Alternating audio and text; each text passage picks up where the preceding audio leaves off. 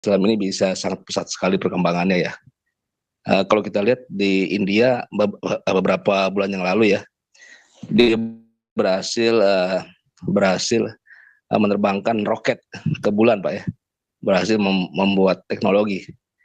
Tapi di Indonesia jangan-jangan roket, jangan roket, Pak ya, industri ini aja tambang aja mesti ngambil ke Papua ya, sumber daya alam. Kalau di tanpa Pak Gema jangan begitu menghina. Indonesia sudah berhasil menerbangkan Rock Aisyah.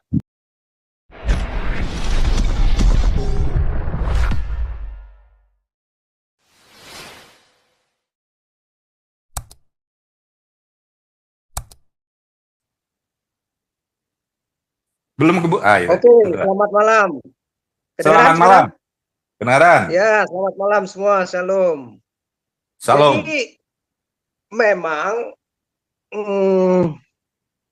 problemnya adalah kalau setiap negara ya, bukan hanya Indonesia. Jadi setiap negara kalau yang memang mau berideologinya dengan ideologi agama, kembali ke agama, ya hukum-hukumnya merujuk kepada agama, ya akan jadi bodoh, akan jadi dungu, akan jadi terbelakang, akan jadi barbar, ya. Nah, kekristenan itu juga sama, Eropa, Amerika itu juga di abad berapa ya? Nah, mereka juga sama bisa membunuh, ya, bisa perang karena meyakini di luar yang Kristen ini boleh dianggap kafir, ya, dimusuhi mungkin ya. Nah, jadi inilah pemahaman-pemahaman agama yang sempit oleh orang-orang yang hidup pada zaman itu. Tapi kan zaman dulu kan mungkin nggak ada internet ya, mungkin juga pemahamannya masih terbatas begitu. Ya sama aja seperti Trinitas mungkin di abad 3 itu ya 325 juga mungkin pemahamannya masih terbatas begitu ya. Jadi bisa aja mengkafir-kafirkan mereka yang mungkin pemahamannya oneness lah apa segala macam begitu. Jadi nggak ada pemahaman manusia itu tentang Tuhan itu bisa perfect ya. Nah, di zaman modern ini aja terus berkembang, yang namanya ilmu kan terus berkembang, pikiran manusia berkembang ya untuk menjelaskan sesuatu yang Tuhan yang masih bersifat abstrak begitu ya, yang kita tahu hanya dari kitab suci begitu. Nah, tetapi yang lebih parahnya lagi nih udah zaman internet, udah zaman modern. Islam masih melakukan hal-hal yang sudah gereja lakukan ribuan tahun yang lalu begitu ya. Jadi ya diketawailah ya, benar-benar orang dungu di zaman modern begitu. Apalagi kalau presidennya juga mau ikut-ikutan dibodohi dengan model-model syariah ya, terutama syariah Islam dalam ini Indonesia begitu. Jadi orang sudah bisa membaca di zaman internet ini. Arab itu kan sumbernya ya, yang dari Islam. Apa sih sumbangsinya si Arab ini? Ya, sumbangsinya ya kebodohan, ya yang ada kedunguan, menyedot devisa negara. Ya, sumbangan naik haji itu justru menyedot devisa, sumbangan ke Palestina, ke Taliban, ya ngebantu Taliban, mau kerjasama dengan Taliban, ya air jam-jam, ya air sumur, air kencing onta, begitu ya, dianggap jadi obat kesehatan, begitu. Nah, jadi kayak tahayul, jadi bodoh, begitu ya, logika, analisa dimatikan, disakralkan, dikeramatkan air-air seperti itu.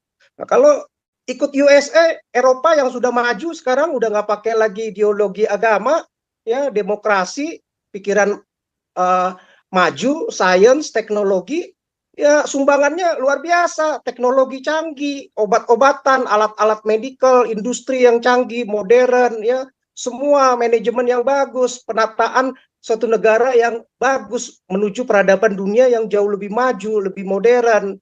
Devisa masuk ke Indonesia. Kalau Arab tadi malah keluar, ya sumbang malah habis. Ya, Cina, Singapura, Jepang, Korea juga begitu, industrinya maju ya. Sumbangannya itu membuat banyak industri, banyak pabrik-pabrik dibangun di Indonesia sehingga barang-barang itu lebih terjangkau, lebih murah, produksi massal.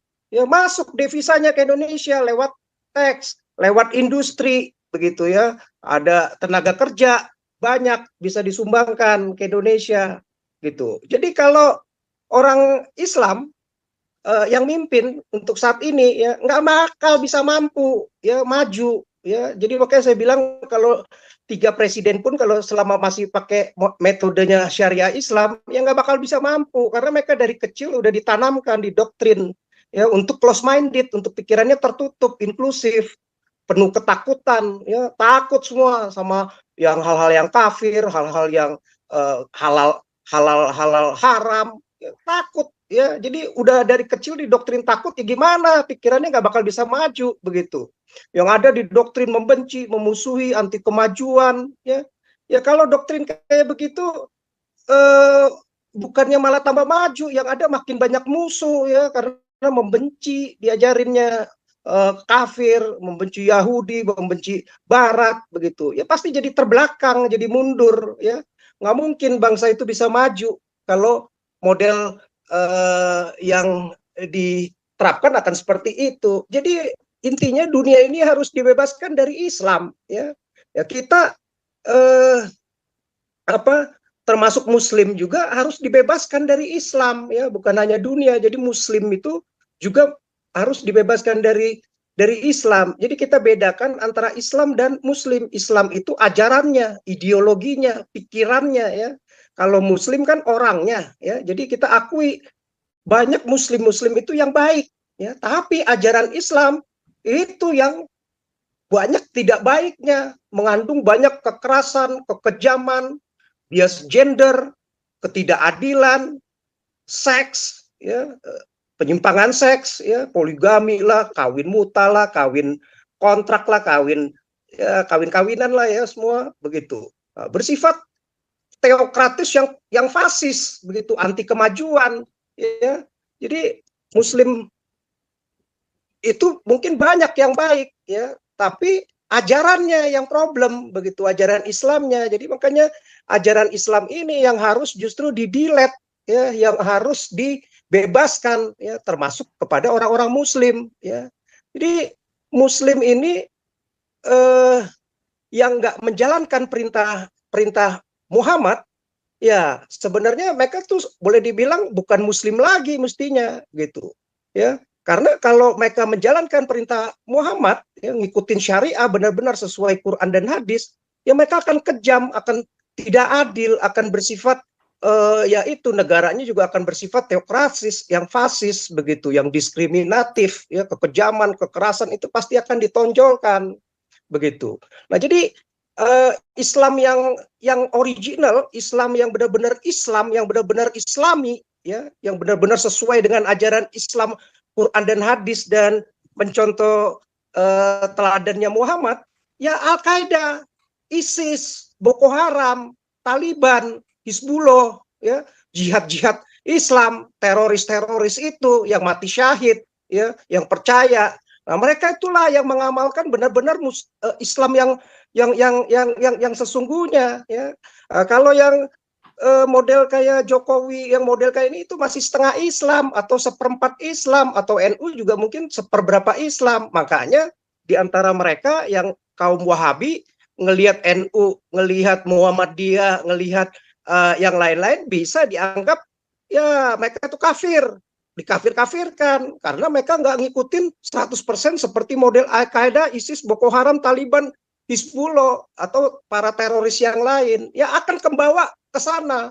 Oke, kalau negara modelnya ngikutin agama, apalagi ngikutin agama Islam, ya hancur lah, ya peradaban dunia bisa babak belur ya. Tapi ya saya percaya lah nggak mungkin dibiarkan oleh Barat kalau sampai tampak Muslim model-modelnya kayak begini ya di delete ya, seperti ISIS, seperti Taliban pasti akan di delete kalau mereka jauh dari bisa merusak peradaban dunia begitu. Jadi kita ngelihat nggak mungkin negara yang berpaham agama itu bisa maju ya. Eropa dengan Amerika ya, negara-negara yang sebenarnya dari Kristen ya, tapi mereka nggak pernah mau pakai ideologi agama ya, karena mereka akan bahaya, jangan sampai nanti ini menjadi teokratis yang fasis begitu ya, mundur peradabannya. Tapi begitu dia sekuler, memisahkan antara agama dengan Tuhan, ya. Tuhan itu urusan pribadi, beribadah itu urusan pribadi, nggak boleh diatur-atur. Model-model MUI itu nggak boleh ada gitu. Ngapain pakai uang negara, ya? Ngapain ngatur-ngatur perda syariah tentang negara? Ya mestinya sekuler, baru bisa maju begitu. Kalau enggak, ya kacau, ya. Seperti Iran mana ada, ya, malah hancur negaranya, ya. Jadi nggak ada negara-negara Muslim itu bisa maju, ya, selama dia pakai ideologi itu. Makanya Arab juga akhirnya dengan zaman modern ini, ajaran ini udah mulai terbongkar, ya meninggalkanlah, nggak mungkin mau pakai ajaran ini begitu, ya. Tapi karena sudah terlanjur negaranya memang mayoritas Muslim, ya pelan-pelan, ya, lewat internet ini semakin banyak orang berubah begitu. Jadi saya berpikir ya, dari situ dulu nggak mungkin lah, ya. Jadi kalau negara yang mau pakai syariah Islam, presiden mau menyetujui dengan syariah Islam, sekarang udah hampir mungkin 500 syariah Islam di seluruh Indonesia, ya akan jadi bodoh, akan nggak maju, ya, akan menjadi terbelakang, ya. Padahal kita punya sumber daya alam luar biasa, punya pasar aset sumber daya manusianya luar biasa begitu, ya. 280 juta, jadi suatu market yang besar, ya. Kalau bisa dikelola secara baik dengan sekuler, ya, bukan dengan agama, ya akan maju begitu. Yang ada pakai agama malah yang banyak korupsi. Negara kita paling korupsi, negara kita paling miskin literasi, negara kita paling rendah IQ-nya, ya. Kompetisi di bidang semua hal, olahraga, sains segala macam, ya kalah, tertinggal begitu, ya, jauh sama negara kecil semacam Singapura saja kalah, ya. Jadi pemain-pemainnya aja perlu pakai tenaga ini bajakan dari luar negeri, ya, kayak basket dari Amerika, kayak bola aja baru bisa menang, ya, karena ada pemain dari luar. Nggak ada yang pure seperti model di Cina, mesti nasional China begitu, nggak bisa bersaing, ya, nggak mungkin begitu. Nah, jadi bodoh lah pemerintah atau presidennya yang mau ikut seperti itu. Jadi mesti seperti Soeharto, ya, dia tahu persis ini nggak mungkin lewat Islam itu bisa maju negaranya. Yang ada malah pemerintahnya bisa dikudeta, ya, sebentar-sebentar ini nggak sesuai dengan Islam. Wah, pemerintah ini melakukan hal-hal yang tidak sesuai dengan syariah Islam, ya gulingkan, kudeta, seperti Rizik, seperti yang lain-lain, ya. Dulu mungkin yang demo-demo atas nama Islam, ya diberantas sama Soeharto, ya. Jadi memang mesti pemimpin yang tegas sekarang. Kalau pemimpinnya yang nggak tegas, ya nggak bakal bisa maju Indonesia, ya. Indonesia akan takut-takut. Kalau yang sipil, saya ngelihat Ganjar, Jokowi nggak berani lah, takut dia, ya. Mungkin takut kalau udah lengser jadi presiden bisa bisa disamperin di demo kali, ya, sama muslim-muslim itu. Jadi pada takut mereka itu, ya. Atau mungkin juga dari kecil mereka itu udah didoktrin, ya, terhadap ajaran-ajaran seperti ini. Jadi mereka nggak bisa menyalahkan orang-orang muslim yang garis keras, ya, yang model-model kayak ISIS, Taliban begitu. Jadi intinya kalau mau maju Indonesia atau siapapun negara mesti dibebaskan dari Islam, dari ajarannya, ya, begitu. Kita mengasihi orang muslim kita tahu banyak yang baik, tetapi ajarannya yang kacau begitu, yang bikin terbelakang, nggak maju, ya. Jadi ya itulah udah kita bahas, ya, contohnya banyak begitu, ya. Jadi dari Muhammad pun juga itulah yang menjadi teladannya, karena diikutin, ya, semuanya akan mengikuti seperti itu, ya. Doyan wanita, ya, dijanjiin ngebom, bunuh orang, memusuhi kafir, dapat 72 perawan, gimana bisa maju begitu, ya. Diskriminasi, ya, terhadap warga-warga yang bukan Islam, yang wanita pun jadi second class begitu, ya, diskriminasi maunya memperlakukannya, ya. Jadi kacau, ajaran begini mana bisa bikin maju, ya, pasti hancur begitu. Yang ada kalau syariah kan maunya potong tangan, dicambuk, dilempari batu, mau seperti kayak di Aceh, ya. Nggak ada begitu, harkat martabat manusia itu begitu rendah banget begitu, ya. Makanan aja diproblemin halal haram, padahal 80% penduduk dunia semuanya suka sama babi. Gimana yang 20% ini mau mengharam-haramkan? Ya kan satu kebodohan lah buat kita. Maka Tuhannya itu menciptakan 80% manusia itu pada suka babi, tapi Tuhannya itu mengharamkan. Kalau kita kan udah jelas ya, apa yang masuk ke dalam mulut ya semua kalau diucapkan dengan ucapan terima kasih, syukur dengan doa begitu ya kepada Tuhan, ya halal semuanya juga jadi kuning belaka jadinya ya gitu loh ya.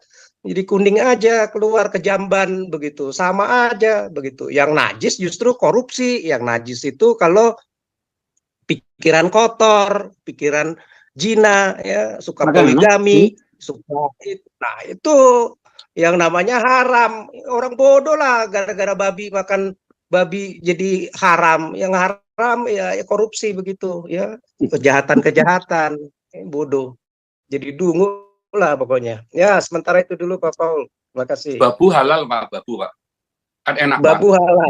Oh, enak, halal. Oh enak Oke. Pak, pokoknya mengandung seks enak Pak. Bahenol-bahenol Iya, enak. aduh, ya nih Gema. Ini juragan Alexis sudah belum nih, juragan Alexis? Juragan Alexis sudah tadi? Oh belum ya? Belum. Oke, ini Gema rakyat dulu, Gema, silakan Gema. Salam Pak Paul, salam. Shalom, Gema, luar biasa.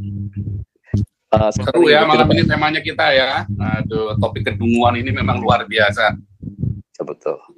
Jadi memang MUI emang tidak berdaya ya kalau hukum di luar negeri ya. Dia hanya berkuasa di Indonesia ya, ala SWT. Jadi tadi saya ngikutin Pak untuk bahasan sama Pak Sokrates ya. Memang saya pikir sudah saatnya ya Papua itu merdeka Pak ya. Karena di bawah pemerintahan sekarang ini memang semakin jelas kelihatan ya. Indonesia ini sedang menuju ke arah kerajaan khilafah Pak, kalau dilihat ya. Jadi kalau kita nggak usah lagi bahas Pancasila nggak usah lagi dibahas Pak. Itu udah benar-benar bisa dibilang udah usang Pak ya. Jadi memang kita memang sedang menuju ke arah sana. Jadi memang sudah saatnya Papua itu memang rakyatnya harus dibantu gitu Pak. Memang kalau kita lihat ini 2024 kayaknya semakin gelap ya kalau kita lihat Pak ya. Kita lihat ya dari 3 calon ini ya yang mana sih kira-kira bisa mewakili ya. Kayaknya tidak ada yang bisa mewakili gitu Pak ya. Saya mau ide Pak, menyoroti Pak ya. Jadi kan kenapa di Indonesia ini Islam ini bisa sangat pesat sekali perkembangannya ya. Kalau kita lihat di India beberapa bulan yang lalu ya, dia berhasil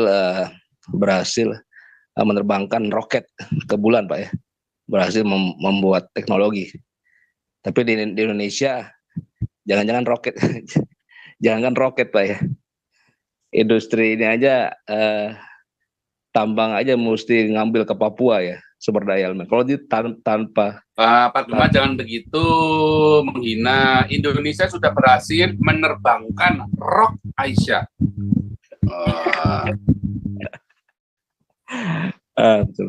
Betul Pak. Ya jadi Indonesia ini tanpa sumber daya alam dari wilayah-wilayah Indonesia Timur ya tidak.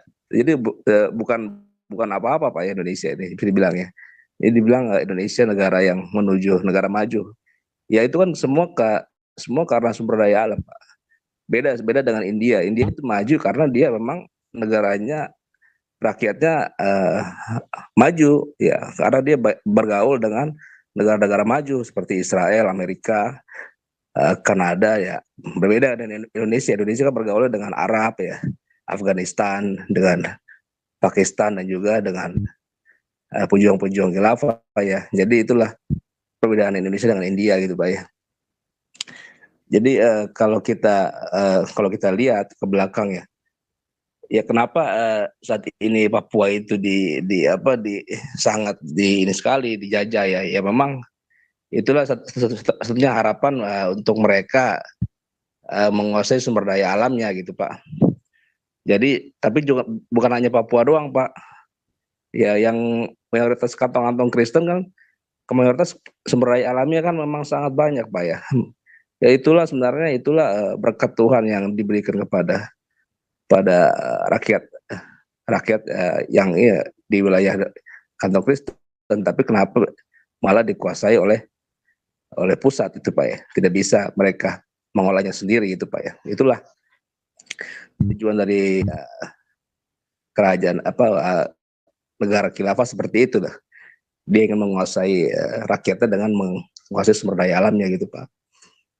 Jadi saya pikir kalau kita ingin mengarah ke negara maju, ya paling tidak presidennya jangan yang menolak Israel seperti itu Pak ya. Harus yang bisa dekat dengan Israel seperti negara India lah, paling enggak ada perubahan karakter lah, perubahan ini. Jadi jangan sampai kita terus dikurung dalam tempurung ya, seperti kodok dalam tempurung Pak ya. Kalau kita dikuasai oleh khilafah ini gitu Pak ya. Oke, makasih Pak. Kalau Indonesia dikuasai khilafah, kalian bukan kodok dalam tempurung lagi, kremi di dalam silit udah, ya pasrah lu. Aduh, ya, Gregorius silakan.